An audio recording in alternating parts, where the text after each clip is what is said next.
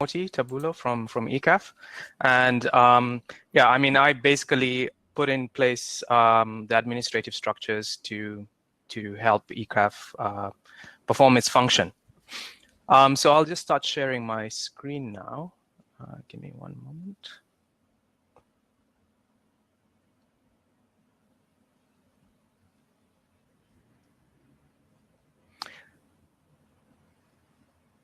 Okay, so I wanted to give you an update about ECAF. So we've been running for about 2 months now. And so give a short overview, well, very brief overview what ECAF is, then talk about our current status.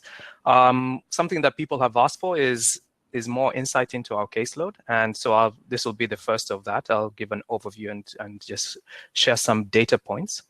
Then I'll talk about some of the challenges that ECAF faces in the short term, and then finish with what we see for the future. So, so briefly, ECAF is one of the 3 pillars of a governed blockchain. So you have the token holders or the community, you have the block producers, and then you have ECAF, the judiciary. So ECAF resolves disputes by disputes that occur on the blockchain. So a forum is essentially just composed of 2 parts: the basis for existence, so by being incorporated in the interim EOS constitution, and then ECAF having its rules for resolving disputes. So that's the basis of existence. And then the second part is the people. So the people who actually will do the dispute resolution in accordance to the rules and the constitution. So those would be the arbitrators, case managers who would assist arbitrators, and finally support functions, for example, technical assistance, analysis, admin, etc. So yeah, so what's the current status of ECAF? We bootstrapped ECAF at launch, right? And we have interim arbitrators named, and essentially ECAF right now is primarily a volunteer effort. So people are volunteering their time and resources. Prior to launch, we had quite a bit of help from the community. I'd like to actually point out EOS Dublin for helping us with our launch website. They did some really good work for us there. So we have interim arbitrators named, and those interim arbitrators are hearing claims that are filed. Now, what sort of claims are we getting? That's something I'll talk about in the next slide. And we've also been working to bridge the gap, primarily with the different communities. So we have a lot of the governance discussion takes place on Telegram with primarily English-speaking communities, but we have a lot of other constituents, like, for example, the Chinese community, the Korean community, and others across the globe. So we've been making efforts to bridge that gap. The first and let's say the foremost, most successful one is with EMAC, which is the Mandarin-speaking arbitration community, where they endeavor to promote the ideals of EOS governance within the Mandarin-speaking community. So we've with EMAC's help, we're bridging that gap between the English and the Chinese-speaking communities. So looking at our caseload, so we've had over 300 distinct claims filed. Actually, the number is a bit larger than that, but sometimes people submit multiple claims for the same issue. The largest proportion of the claims is, well, really, if you think about EOS, there are 2 main, at this stage of the chain, 2 main economic activities that are carried out. One is block producing, and the other is essentially private token holders holding the token for investment. And we can see that by looking at the kind of cases we have.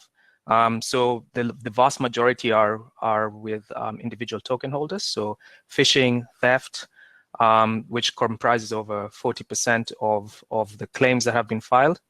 There are issues with keys. So that ranges from people who have lost their keys they registered successfully, but for some reason or the other, they lost their keys.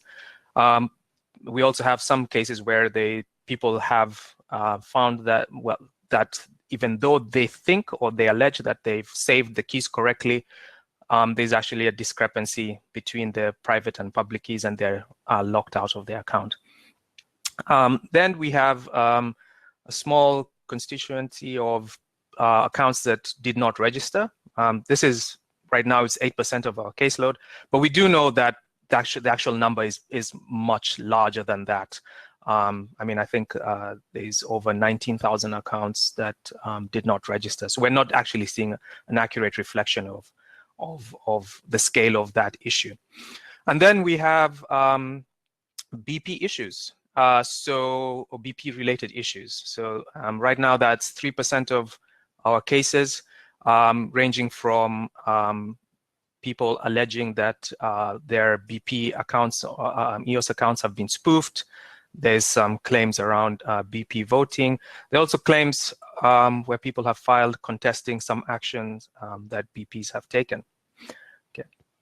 So this is, let's say, an overview of our current caseload. We are working on making our caseload public to the community, and that's part of our, let's say, short to medium term objectives, to open up and be more transparent to cases and claims that are filed.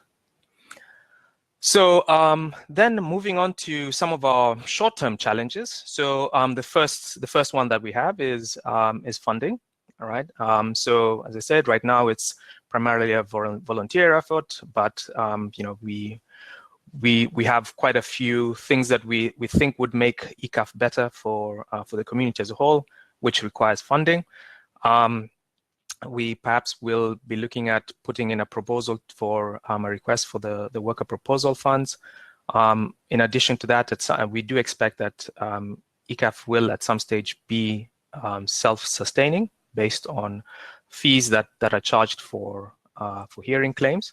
So just last week we've issued a fee schedule, and that's available. If you go to the ECAF Steemit, you can review that fee schedule.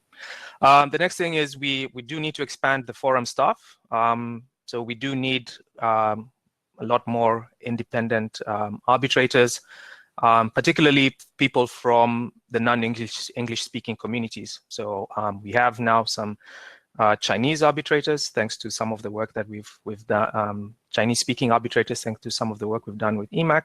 We also have, but we do need to expand that. We also want to include, for example, the Korean speaking community as well as other communities, Spanish, other communities across the globe.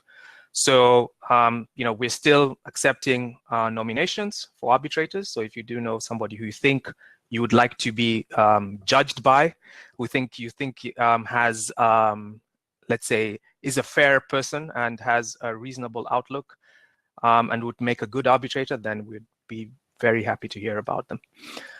Then we also need case managers. So these are the people who assist arbitrators and essentially perform activities alongside arbitrators to ensure the smooth running of the forum. And the third thing that we think, perhaps not ECAF is on its own, but just the community is independent forensic services. So people who are able to analyze issues and provide some forensics into what occurred. Okay. So we're already seeing some need for that. We are starting to hear claims that, for example, where DApps have bugs in the contracts, and we're starting to hear claims for such issues. And these will only increase as activity on the chain moves away to actually DApp level activity. Okay. So the future. Assuming that we are able to get adequate funding, then we would like to expand the forum staff. We expect, of course, to once the referendum contract is rolled out, to put ECAF and put the arbitrators out for a community vote, so that the community has a chance to ratify the interim arbitrators that have been chosen to the forum. And then, as part of our ongoing efforts to transparency, we'd like to implement an arbitration smart contract that would open up more of the arbitration work to on-chain scrutiny. Implement an arbitration DApp that would replace our current claims management system.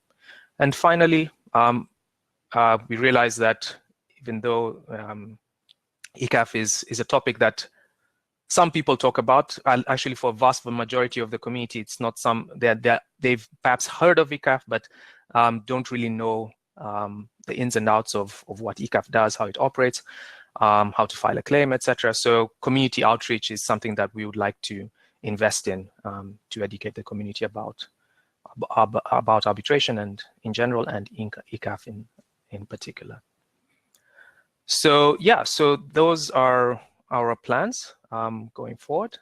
And we have a Telegram channel that's dedicated to discussion of arbitration on EOS. You can find the link there.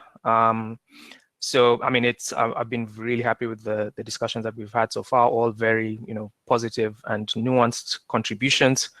And yeah, just really happy with that community there. So please feel free to join the discussion there to talk about arbitration, to talk about ECAF, to answer any questions you may have, etc.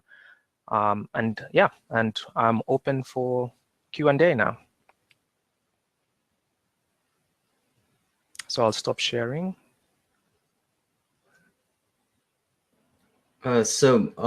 Moti, we have one popular question, and that'll probably be enough since we're running out of time, but there is one question in the Ask a Question session. Sure. So the question is, so with very little working dApps, you've already had 300 claims. How would we scale under real business load when we have thousands of dApps, etc.? Does that turn ECAF into a giant bureaucratic body that's impossible to keep transparent?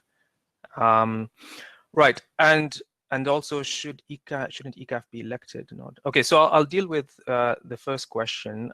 So even though right now we have a lot of claims, actually, as I said, most of those claims are of a particular sort, which are essentially token holder claims, right? That